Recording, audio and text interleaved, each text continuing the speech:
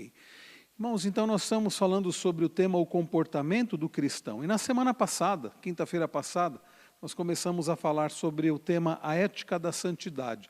Dentro do tema maior, que é o comportamento do cristão, começamos a considerar sobre a ética da santidade, né? Nós olhamos para o texto lá de 1 Pedro 1, quando Pedro repete as palavras de Levíticos, sede santos, porque eu sou santo. E nós vimos como adquirir o padrão de santidade. Nós vimos, queridos, que Deus deixou para nós os meios de graça para a nossa santificação. E nós falamos sobre alguns deles. Por exemplo, a palavra de Deus. A palavra de Deus é um meio que Deus deixou para a nossa santificação. Nós vimos na semana passada que somos santificados pela palavra. Pois a palavra do Senhor, conforme Paulo escreve aos Efésios, no capítulo 5, ela tem um efeito purificador. E conforme Davi, lá no Salmo 19, ela tem um efeito restaurador. Afinal de contas, a lei do Senhor é perfeita, é completa e restaura a alma. Nós também vimos, queridos, que somos santificados pelo sangue de Jesus, ou seja, pelo sacrifício de Cristo. É por isso que podemos desfrutar da nova aliança e termos, conforme diz o autor aos Hebreus, confiança no Senhor. Nós vimos que somos santificados por Deus, pela obra da Trindade. Deus o Pai, o Filho e o Espírito Santo, conforme os textos que nós consideramos na semana passada.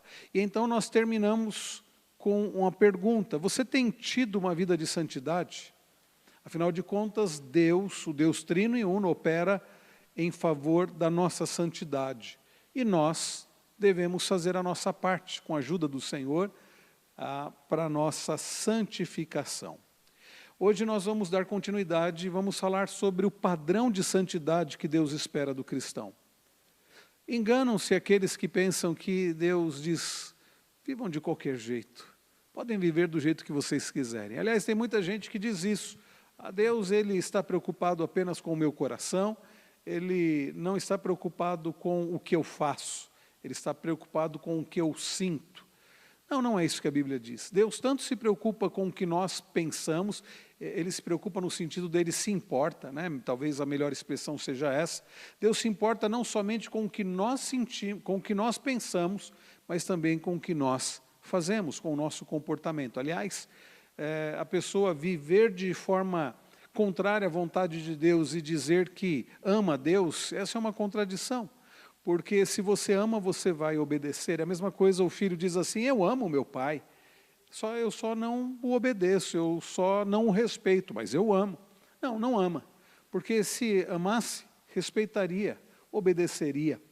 Então, da mesma forma é com o Senhor. E Deus deixou um padrão para nós. E onde nós encontramos esse padrão? Na palavra do Senhor.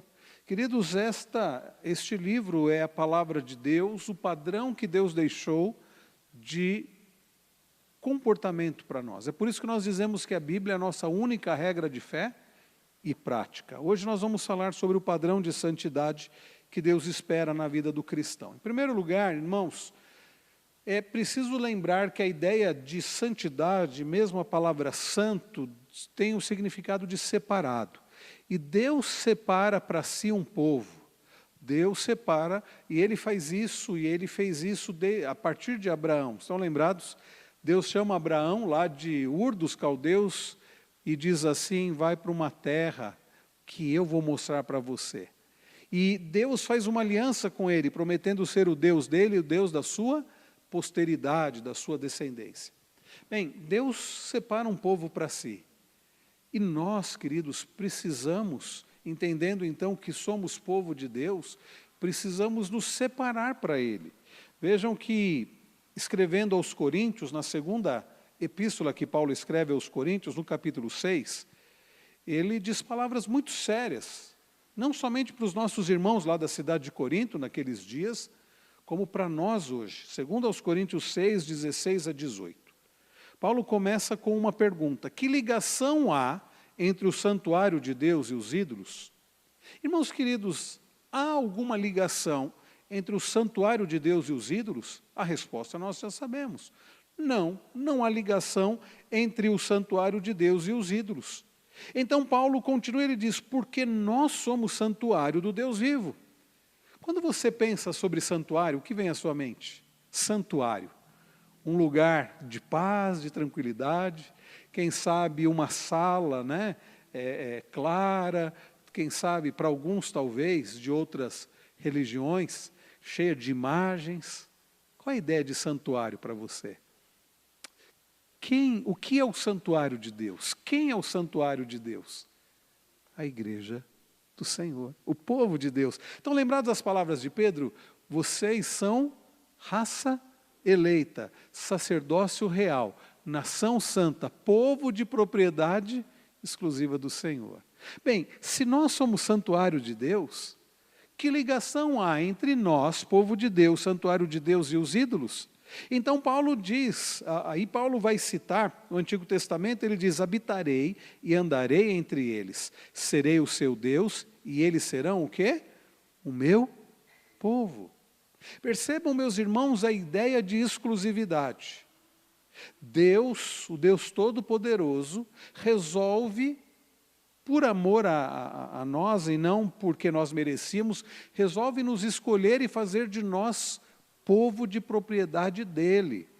E ele promete: serei o Deus deles e eles serão o meu povo. Quando Deus diz isso no Antigo Testamento, ele está se referindo a quem? A Israel, a nação de Israel. Mas quem é o Israel de Deus a partir de Cristo? A igreja, é isso mesmo, André. A igreja de Jesus é o Israel de Deus. Aliás, Pedro fala sobre isso, Paulo fala sobre isso também, né?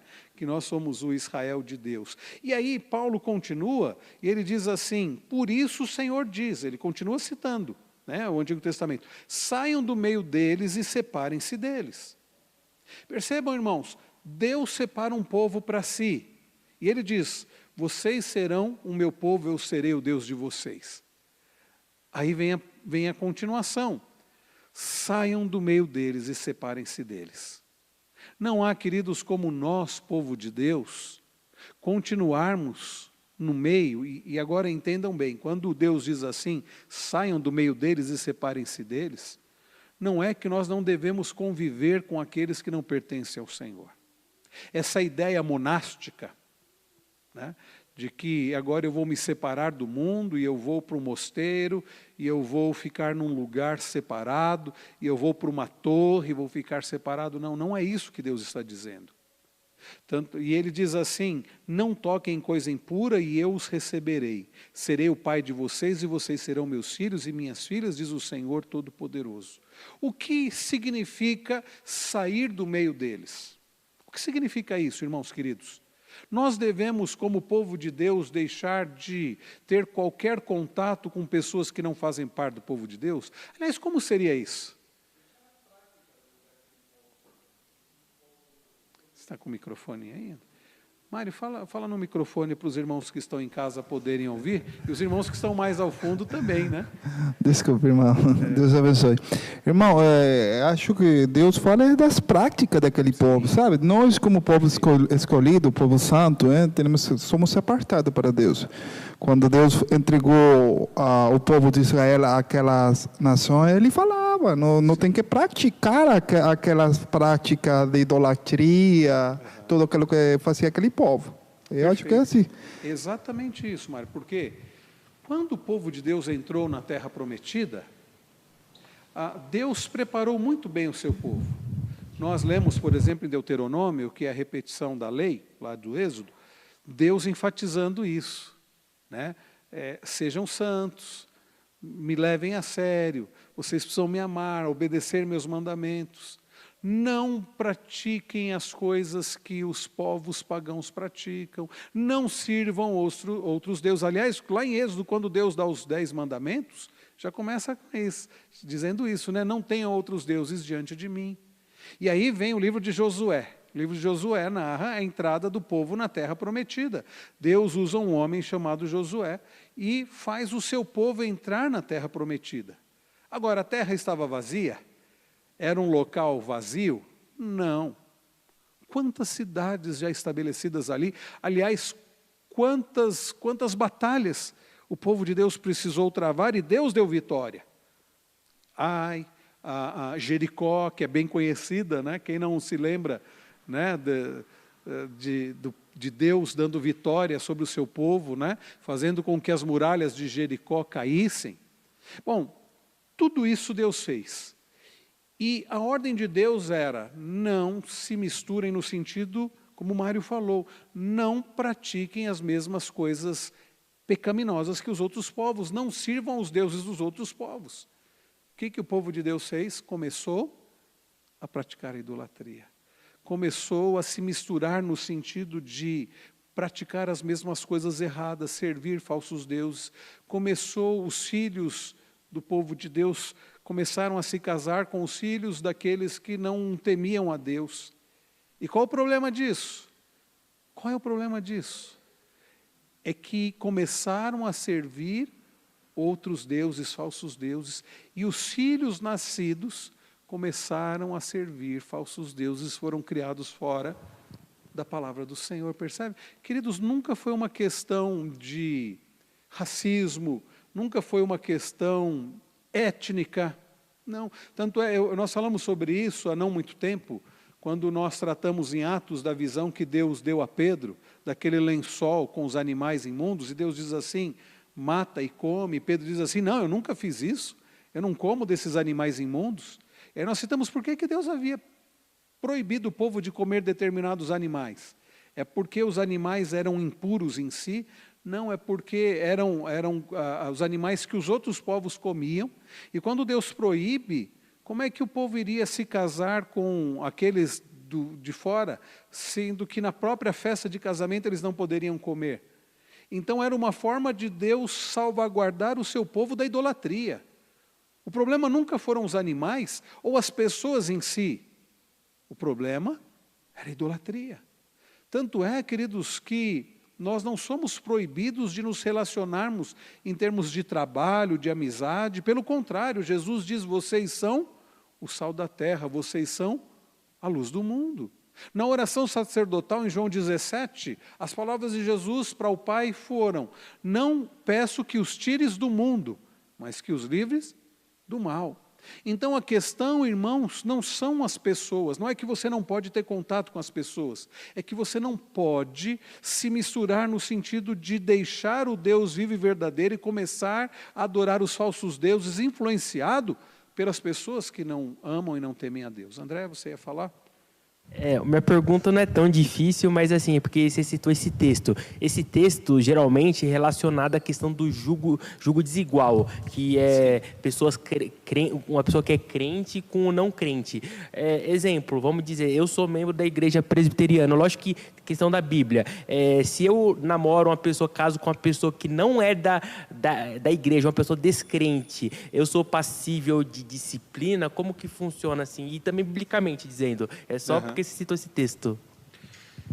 Porque a Bíblia diz que você não deve, que tipo de aliança que há entre o crente e o incrédulo, no sentido de você, não de você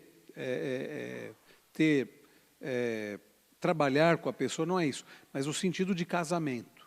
Porque o que acontece? Você vai se casar com alguém que não é do povo de Deus. E os seus filhos? Né? Você vê assim, implicações.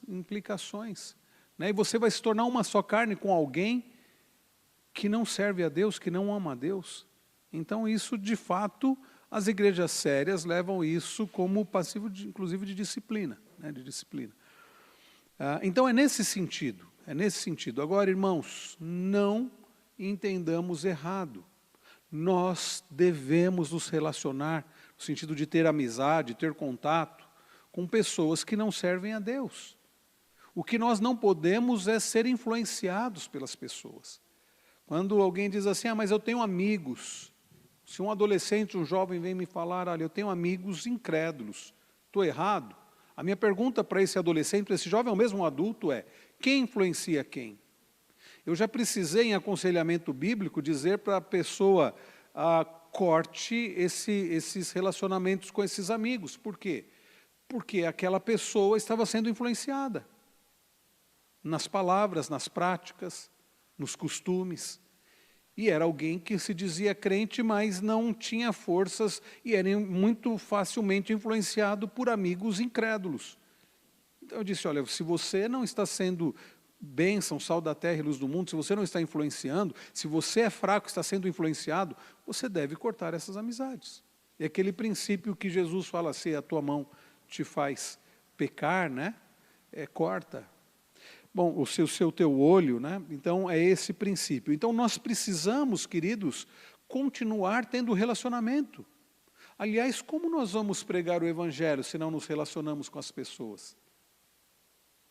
Eu não me lembro se foi o reverendo Paulo Serafim, acho que foi o reverendo Paulo Serafim que falou sobre método evangelístico, diz que o método, em termos mais assim, de pragmáticos, né, práticos, que mais dá resultado, é através de amizades, relacionamento. Não que você não possa ir à praça e entregar um folheto. Agora, as pessoas têm dado atenção para isso? Você vai evangelizar no trem, você vai evangelizar na rodoviária, as pessoas não dão muita atenção. Agora, faça amizade com seu vizinho, seu colega de trabalho, demonstre de fato que se importa com a pessoa, convide para ir à sua casa, de fato faça verdadeira amizade e pregue, e testemunhe de Cristo, e convide para vir à igreja. Isso faz toda a diferença. Agora, se você diz assim, não, eu só me relaciono com quem é crente, só tenho amizade com quem é crente, como você vai evangelizar? Aí no seu trabalho você não conversa com... Você precisa ter relacionamento. Mais uma vez, o que você não pode é se deixar influenciar. Se você está se deixando influenciar, então você não está preparado para ter aquele relacionamento. Porque você precisa influenciar. Você precisa fazer diferença na vida da pessoa, né?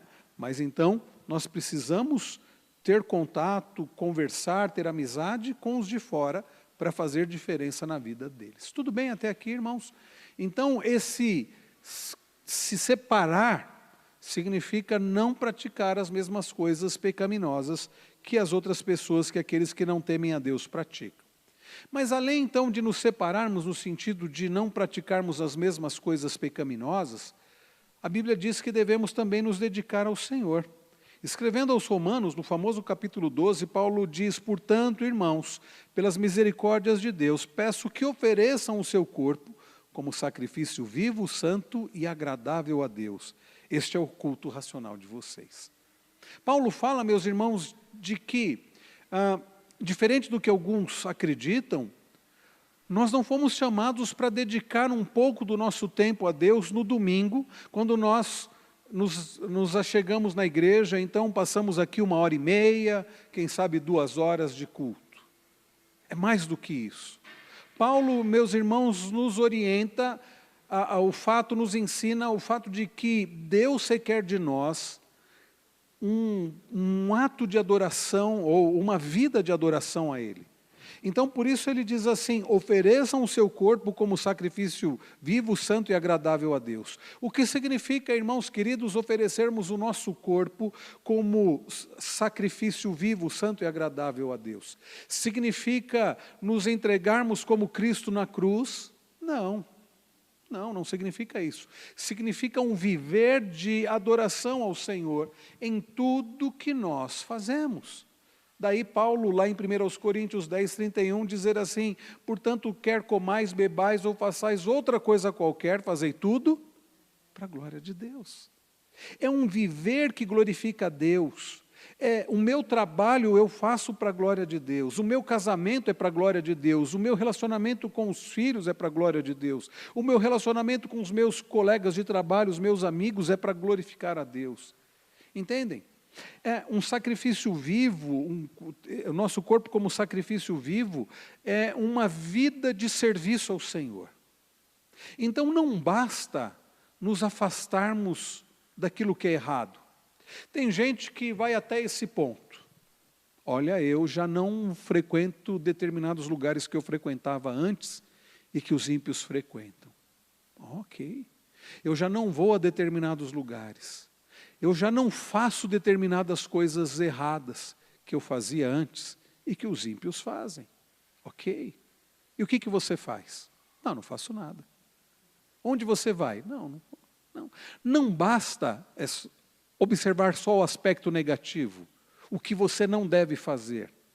É preciso observar o aspecto positivo, o que você deve fazer. Vejam, queridos, nós não fomos chamados para uma vida Isso, uma vida de negação, simplesmente, das coisas erradas. Isso tem mais a ver com budismo e outras filosofias aí de vida do que com o cristianismo.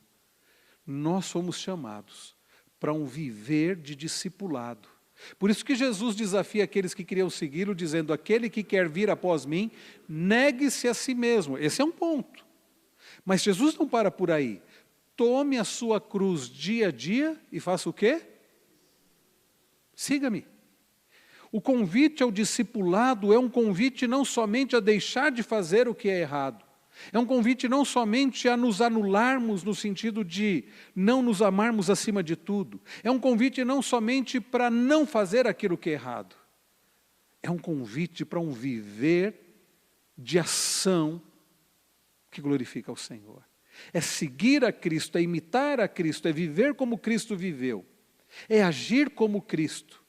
Como nós temos visto, não é apenas ter o pensamento de Cristo, mas as atitudes de Cristo. Por isso, irmãos, é necessário sair, é necessário nos afastar daquilo que desagrada a Deus, no sentido de não praticar aquilo que é errado, mas é necessário uma dedicação a Deus. É necessário, irmãos, vivermos para a glória do Senhor, termos uma vida de ação para a glória do Senhor. Ninguém é chamado para ser um espectador do reino de Deus. Ninguém é chamado apenas para se afastar do que é errado. Nós somos chamados para um viver, né, de ação que glorifica ao Senhor. Um viver de culto ao Senhor. Um viver de adoração contínua ao Senhor. Através daquilo que nós somos, daquilo que nós temos, daquilo que nós fazemos. Estão entendendo, irmãos, como o Evangelho, como é a vida do discípulo, é uma vida de ação. Daí Paulo dizer: porquanto para mim o viver é Cristo. Se vivemos para o Senhor, vivemos, se morremos por Senhor, morremos. Quer pois vivamos ou morramos, somos do Senhor. Ou Paulo dizer, né, aquilo que ele faz, a graça de Deus atuando nele. Então é um viver de ação. E envolve também um passo da fé em Deus. Bom, antes disso, alguém gostaria de comentar alguma coisa sobre esse dedicar-se a Deus? Algum comentário, alguma dúvida? Pode falar, André, por favor, meu irmão. Não, meu irmão, é muito bom a sua participação, fique à vontade. Essa questão assim da dedicação a Deus, é lógico que existe alguns extremos, porque é importante a gente estar na igreja, mas assim, existem lugares, assim, com todo respeito e tal, tem aquela questão da pessoa ir todo dia. Aí o que acontece, até o pessoal brinca que nas cadeias, geralmente os filhos tal, tem nome tem Jesus, Barnabé, Pedro, porque a pessoa esquece, acha que é só a igreja. E também tem um outro extremo, quando a pessoa acaba relaxando na questão de ir na igreja, tipo, esquecer, sabe, do meio de graça. Envolve isso também, reverendo? Sim, porque, vejam, por isso que eu quis deixar claro, André, o que é esse oferecer o corpo vivo, santo e agradável a Deus, que é o culto racional. Não significa que você tem que estar sempre na igreja. Significa que a sua vida tem que ser um culto. Daí, o que você falou, André, nós não somos chamados para vivermos na igreja, não somos chamados a um ativismo religioso. Eu preciso estar todos os dias na igreja, preciso estar todos os dias envolvido com alguma atividade da igreja. Não. A minha vida tem que ser um culto ao Senhor. Daí eu dedicar tempo para a minha família como culto ao Senhor. Eu estava meditando numa passagem, pensando até no culto de sábado. Nós vamos ter, sábado, um culto de gratidão pela vida dos bebês.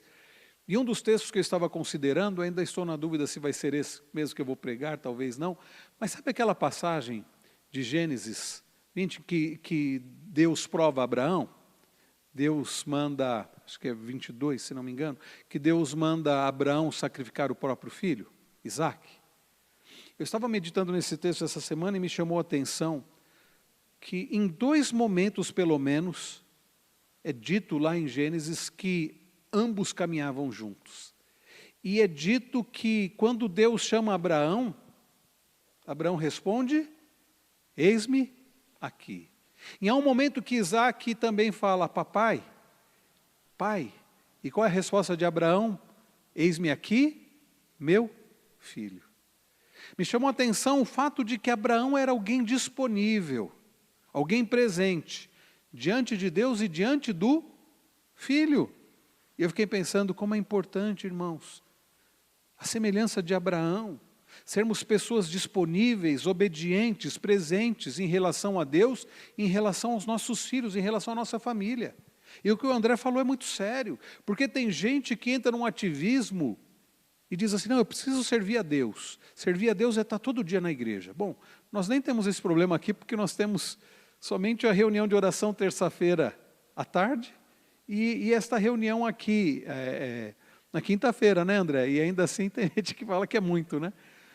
Mas há igrejas que têm culto todos os dias e tem gente que vai todos os dias. Eu já contei isso aqui, eu trabalhei com um rapaz e ele demonstrava uma raiva de evangélico, principalmente de pastor. Na época eu não era pastor, então não tinha problema, mas eu já era evangélico. E um dia conversando com ele, nós éramos eletricistas, trabalhávamos no mesmo setor, e aí ele me contou. Ele falou assim, tem uma bronca, minha esposa é evangélica. Ele não era. Rapaz, ele me chamava pelo sobrenome, até hoje ele me chama assim, o Navarro, ele me chamava de Navarro. Não, Navarro, eu chego em casa, a casa está suja, não tenho o que comer. Sabe onde minha esposa está? Está na igreja, está enfiada na igreja. Todos os dias ela vai à igreja. E o pastor fica falando, né, que ela precisa estar na igreja, e fica falando mal ainda dos maridos. E ele tinha uma bronca, então, do pastor, eu entendi por que da bronca dele com o pastor e a bronca com a igreja. Mas o problema não era a igreja, o problema era a esposa dele, que não tinha sabedoria. Vejam, irmãos, não é que nós não podemos ir na igreja, devemos, nós falamos que é um dos meios de graça ter comunhão com os irmãos, mas é falta de sabedoria, alguém que deixa de ter contato, o marido ou a esposa que deixa de dedicar tempo para o cônjuge, para dar todo o tempo à obra da igreja. Um pai, uma mãe que deixa de dedicar tempo à educação dos filhos, ao cuidado dos filhos, à presença amorosa com os filhos, porque tem muitas atividades na igreja. Pessoas que deveriam evangelizar através das amizades, mas nem isso tem tempo, porque as atividades da igreja consomem, eu já falei isso. Na nossa reunião de agenda com os líderes, eu falei sobre isso. Não vamos encher nossa igreja de programação todo sábado, porque domingo nós já temos o compromisso aqui. Porque nós somos de tempo, inclusive para chamar um casal de amigos para comer uma pizza em casa para a gente evangelizar. Eu tenho falado sobre isso. Então é falta de sabedoria deixar de fazer outras coisas e deveria fazer para a glória de Deus, achando que culto, servir a Deus é só estar na igreja, é estar envolvido com atividades da igreja. É também, porque tem aqueles que não se envolvem com nada da igreja. E aí é um outro problema, porque a grande parte não se envolve com as coisas da igreja, com coisas que precisam ser feitas, e uma pequena parcela se envolve e acaba tendo que fazer muita coisa. E fica sobrecarregado, e deixa de ter tempo com os filhos, porque sobra só para aquele pequeno grupo. Não é verdade? Estão percebendo o problema que é você se envolver demasiadamente ou você não se envolver com nada? Né? Então nós vamos entender, queridos, que culto a Deus não é somente aquilo que nós fazemos quando nós nos reunimos, ou adoração a Deus não é somente quando a igreja está reunida em serviço público, isso é adoração. Mas o meu tempo com os meus filhos deve ser adoração. Aliás, falando novamente do texto que eu estava estudando essa semana, de Abraão sendo testado por Deus, tendo que sacrificar o próprio filho, quando Abraão está com um menino, né, disposto a ir até o monte e sacrificar, obedecer a Deus, ele diz para os servos o seguinte: vocês vão ficar aqui, eu e o menino agora vamos subir ao monte. E depois de termos adorado a Deus, voltaremos. Meus irmãos, essas palavras me chamam muito a atenção. Abraão entendia que o fato dele obedecer a Deus e imolar o próprio filho seria um ato de adoração. E Abraão sabia de uma outra coisa, que eles voltariam. Não é curioso isso? Ele estava disposto a sacrificar o próprio filho, na certeza de que Deus não quebraria a promessa. Porque Deus não tinha dado uma promessa. Qual era a promessa que Deus havia dado a Abraão? De que através de Isaque ele seria pai de uma numerosa nação. É curioso que lá em Hebreus 11, o autor aos Hebreus diz que Abraão cria que Deus ressuscitaria Isaac, mas Deus não quebraria a promessa. Mas Abraão entende que aquilo seria um ato de adoração. Irmãos, às vezes a gente não entende que o nosso casamento deve ser um ato de adoração a Deus. Um casamento não é um fim em si mesmo, não é um meio para eu ser satisfeito. É mais do que isso, muito mais do que isso. É um meio de eu glorificar a Deus, de eu adorar a Deus. O meu relacionamento com os meus filhos deve ser um ato de adoração a Deus, como Abraão entendia em relação a Isaac. Irmãos, o meu trabalho deve ser um ato de adoração, não é só porque eu sou pastor. Quando eu era eletricista, quando eu era professor lá no Senai, aquilo era um ato de adoração a Deus, tanto quanto o que eu faço aqui na igreja. Então, eu adorava a Deus tanto quanto na minha profissão, quanto eu adoro a Deus servindo aos irmãos hoje, ensinando, pregando, visitando, aconselhando, entendem? Não existem coisas que são atos de adoração a Deus e coisas que são simplesmente algumas atitudes, não. Tudo para o crente deve ser para adoração a Deus, e é por isso que tem coisas que nós não devemos fazer, porque são pecaminosas e não são atos de adoração a Deus. Estão entendendo, irmãos, o que é esse dedicar-se a Deus? Então vai muito além de você estar envolvido em atividades na igreja. Mais uma vez, não é que não devamos nos envolver com atividades na igreja. Muita gente não se envolve e sobrecarrega poucos. Então você deve se envolver. O que você não pode é ser um ativista. É viver a sua vida fazendo coisas na igreja, deixando de fazer outras coisas que você precisa fazer como um ato, inclusive, de adoração, tão importante quanto.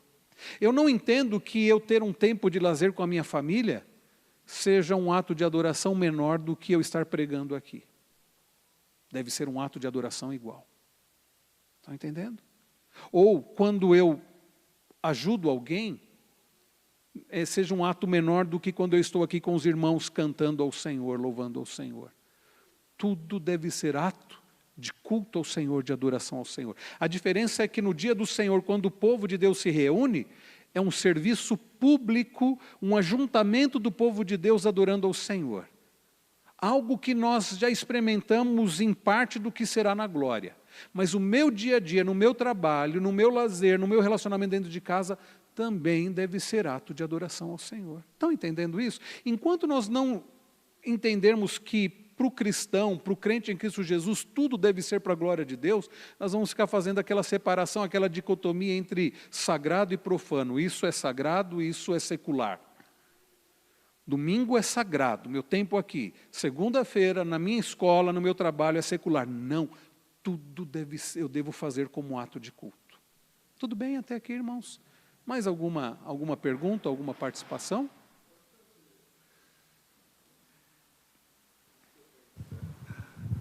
Pastor, eu estou entendendo, não sei se o senhor pode me indicar. Por tudo o que você falou, eu acho assim, eu entendo desse jeito assim. Tudo o que nós fazemos é conforme a como Deus fala. Sim. É a esposa. Deus fala que temos que tratar ela como braço agir, que com nosso filho tem que ser de um dia. Ou seja, ele nos ensina, isso tem que ser aquele culto que o Senhor fala, essa é uma. Mas tem outra, porque como o irmão falou, não é por obra. Qualquer pode fazer uma obra, não um sacrifício de obra. Porque, exemplo, eu posso assistir muitos vídeos de igrejas satânicas, e ele faz jejum, faz vigília, mas não é a Deus. Então, nós, exemplo, venimos acá e podemos crer assim. Estamos reunidos, juntos, como irmãos, e daí vem Deus abençoa a nossa vida. Não vir ao culto, porque vou por culto com compromisso, para falar, cumprir para Deus. Não, é vir, reunidos, conhecer como é que Deus quer, e esse é nosso gosto, porque estamos fazendo para Deus. Mas aí, Mário, por isso que eu citei 1 Coríntios 10:31, tudo que nós fazemos deve ser para a glória de Deus. Isso. Existem coisas que Deus manda a gente fazer especificamente, como você citou, ao marido amar a esposa, os pais criarem os filhos, mas a minha profissão, o meu trabalho eu devo fazer para a glória de Deus. Como falou, para exemplo, quando o João Bautista falou para aquele soldado, Ele falou, você tem que fazer conforme a lo que você vai receber. Sim. Não fazer coisa extorsionar, pedir, porque não, Deus não nos ensina desse jeito. Ser conforme a lo que já estamos percebidos a receber. Então, pastor, o senhor falou no começo, nós somos o povo santo de Deus. Muitos pastores escutado que falam que somos o Israel espiritual. Isso, Israel de Deus. Isso, só que muitas pessoas querem colocar aquela carga da lei falando que somos Israel. Tá, colocar nossas leis. E não pode ser desse jeito. Aí já é o legalismo, né? É o legalismo. Isso, essa é a palavra. Fazer as coisas por amor a Deus e não por religião. Não por legalismo. Mas mesmo no Antigo Testamento, Mário, as pessoas deveriam fazer as coisas e eram salvas pela graça e não pela lei. Mesmo Israel do Antigo Testamento, né? O povo de Israel deveria fazer isso. Só que caíam no legalismo. Só para complementar o que eu estava falando para você, lá em Efésios 6, Paulo diz assim, depois dele falar em Efésios 5 sobre a esposa, né, se submetendo à autoridade do marido, o marido amando a esposa, isso glorifica a Deus. Ele vai falar, filhos, obedeçam a seus pais no Senhor, pois isto é justo. Como que os filhos glorificam a Deus? Obedecendo aos pais. Honra seu pai e sua mãe, que é o primeiro mandamento com promessa. Aí vem o verso 4 de Efésios 6. E vocês, pais, não provoquem os seus filhos a ira, mas tratem de criá-los na disciplina de uma estação do Senhor. É assim que nós glorificamos a Deus na criação dos nossos filhos.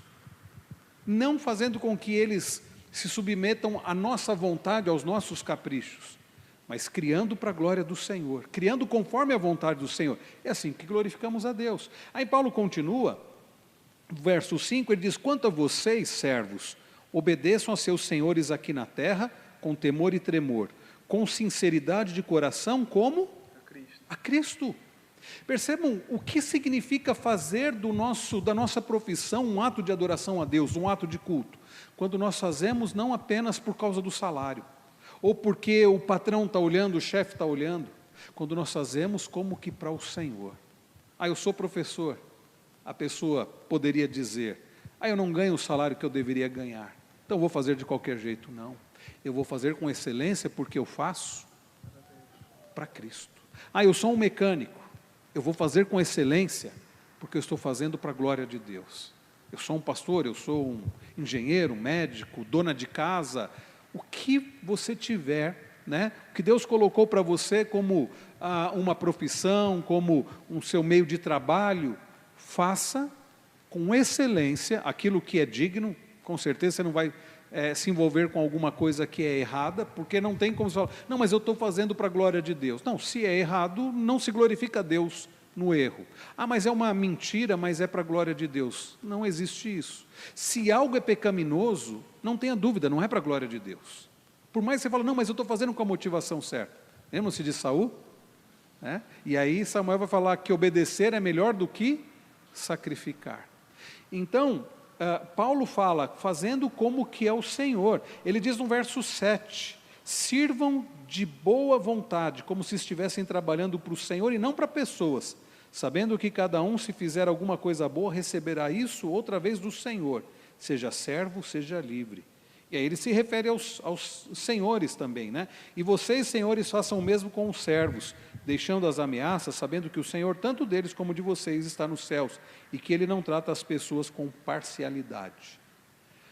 Então a nossa vida, esse dedicar-se a Deus, não é que vocês têm que estar mais envolvido com as atividades da igreja, ainda que devamos estar envolvidos com a atividade da igreja, mas significa que a nossa vida, todos os dias, as 24 horas, deve ser como dedicação a Deus para a glória de Deus. Tudo bem? Ficou claro isso, irmãos? Qual é o fim principal do homem? Citando aqui os nossos catecismos, né, de Westminster, tanto o breve catecismo quanto o catecismo maior. Qual é a resposta? O fim principal do homem é glorificar a Deus e ter prazer nele para sempre. Então isso envolve toda a nossa vida, toda a nossa vida. E por último, irmãos, os passos da fé. Lá em Atos 26, nós vamos chegar lá nos cultos, né, da noite, próximo domingo nós vamos continuar Atos 14, mas nós vamos chegar no 26, não sei se esse ano, Mas nós vamos chegar no capítulo 26. Olha só o que diz: vou livrar você do seu próprio povo e dos gentios, para os quais eu o envio, para abrir os olhos deles e convertê-los das trevas para a luz e do poder de Satanás para Deus, a fim de que eles recebam remissão de pecados e herança entre os que são santificados pela fé em mim.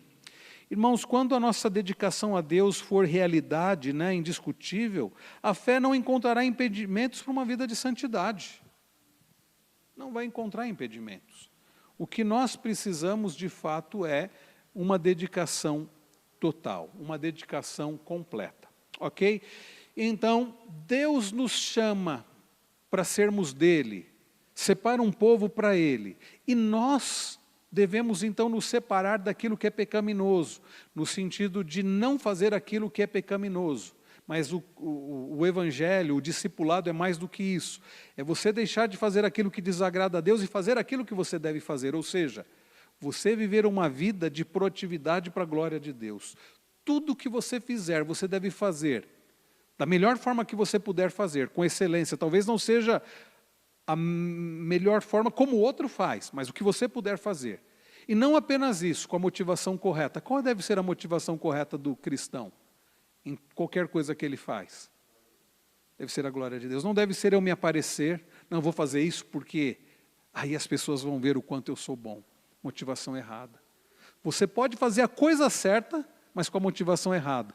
Você pode dar um prato de comida para alguém que precisa, mas se você fizer com a motivação errada, para se aparecer, por exemplo, você vai estar pecando. O que eu estou fazendo aqui, ensinando para os irmãos, se eu estiver fazendo com a motivação errada, ou seja, não para a glória de Deus, eu vou estar errando. Vocês entenderam? Então não basta fazer o que é certo, é preciso fazer com a motivação certa. Qual é a motivação certa? A glória de Deus. Fazer para Deus, como se eu estivesse fazendo para Deus, para que Deus seja honrado, para que Deus seja glorificado, não eu. Porque como dizia João Batista, convém que ele cresça e que eu diminua. Tudo bem, irmãos, até aqui podemos ir para a terceira parte e encerrar?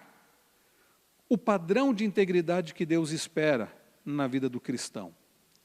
É um padrão, em primeiro lugar, de autenticidade, porque vejam, a motivação tem que estar certa, mas o jeito também, a forma de fazer tem que estar correto.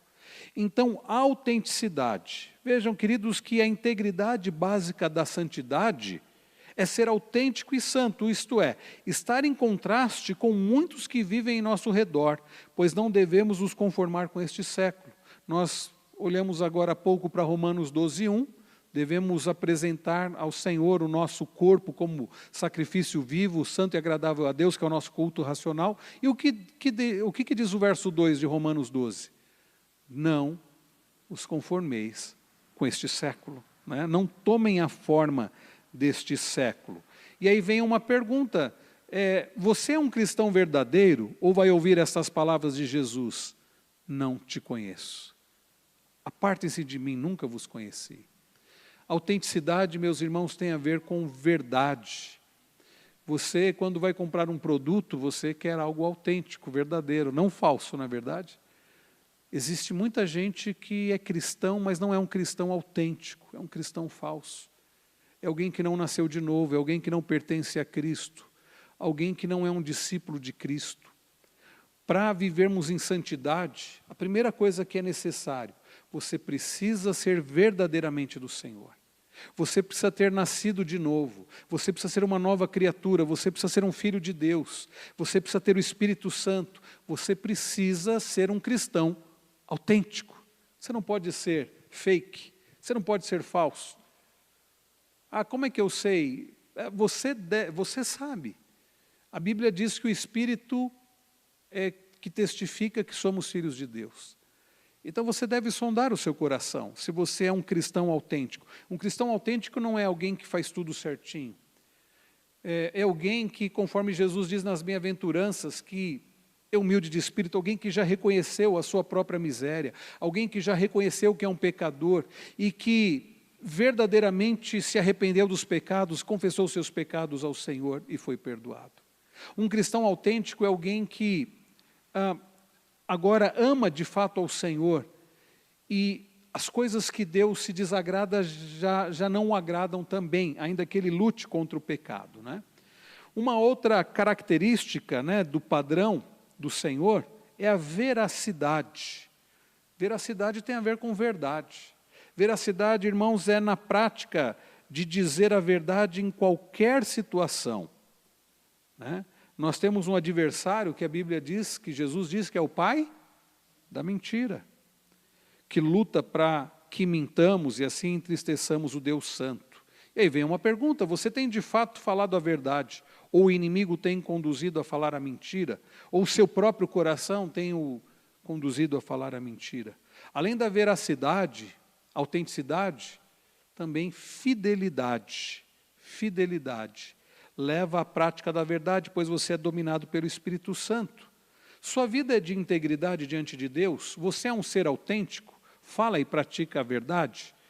Há um texto da palavra do Senhor que, quando Deus está usando a vida do seu servo Josué, né, na renovação da aliança com o seu povo, ele fala sobre isso, né?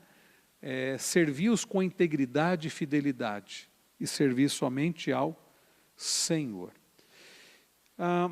E o padrão indispensável de todo verdadeiro cristão, nós vamos voltar para isso, porque um dos estudos que nós vamos ter dentro do comportamento do cristão tem a ver com o fruto do Espírito, que é Gálatas 5, 22 a 26. Estão lembrados do que a palavra do Senhor fala como fruto do Espírito?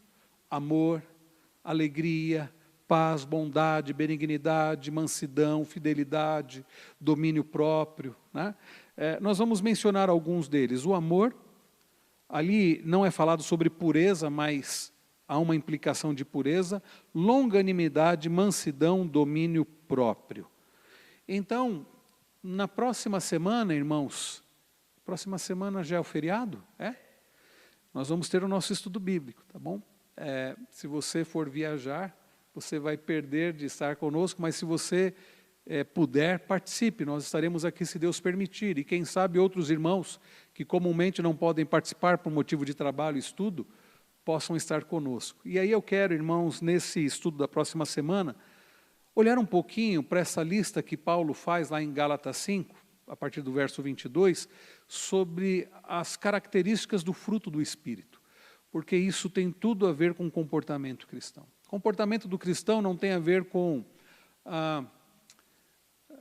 o nosso temperamento. Eu sou assim, eu nasci assim. Tem a ver com o que o Espírito Santo está fazendo na nossa vida. Daí Paulo falar sobre coisas como amor, fé, mansidão, longanimidade, benignidade, domínio próprio, fidelidade, essas coisas que nós veremos, se Deus permitir, na próxima semana. Tudo bem, irmãos? Então, a boa notícia para nós é que é possível termos um padrão agradável ao Senhor. É possível sermos mais parecidos com Cristo, não por causa do nosso temperamento, mas por causa do Espírito Santo que em nós habita, e que pode, né, criar este fruto, né, na nossa vida através da sua ação. Tudo bem? Falaremos mais sobre isso na próxima semana. Que Deus nos ajude a nos afastarmos daquilo que é mal, mas como diz o salmista, praticarmos o que é bom. E Pedro vai repetir isso, né, numa das suas epístolas. Que Deus nos ajude a vivermos não somente afastados daquilo que desagrada a Deus, mas termos uma vida de dedicação integral ao Senhor. Você não foi chamado para dar um pouco do seu tempo para Deus no domingo. Você foi chamado para viver para Deus, para existir para Ele, para a glória dEle. Em tudo que você faz, no seu ser, naquilo que você tem, naquilo que você é. Um ser que vive para Deus, para a glória de Deus. Que o Senhor nos ajude, nós precisamos da ajuda do Senhor para isso. Nós vamos orar pedindo isso ao Senhor. André, você pode levar o microfone para o nosso irmão Josias, para ele orar por nós? Pedir para o seu Josias orar por nós, pedindo ao Senhor que nos ajude nesta nossa vida de santificação. O desejo de Deus é o que? A nossa santificação. E Ele tem poder e interesse para nos fazer santos, para nos fazer mais parecidos com Cristo. Vamos pedir a ajuda dEle nisso.